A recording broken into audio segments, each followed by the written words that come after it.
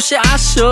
পকেটে টাকা আছে আর মাত্র 500 বাবা, গরু মুরগির দাম বেশি, আজকে সবাই মাছ খাবা। চিংড়ি মিংড়ি রুই টুই বল নাকি কাতলা, শিং মাছ নিয়া ভাবিরে জোল রানতে কোন পাতলা, ইলিশ আসছে দিয়া দেই কালকে আবার বৈশাখ। বাপ সাপ দেখে আমগো মনে হয় কি লাট সাপ, গরিব মানুষের বৈশাখ, ইলিশ মাছ না পুঁই শাক। সিলভার কাপ না তেলাপিয়া, আমার দেন পাঙ্গাস মিয়া।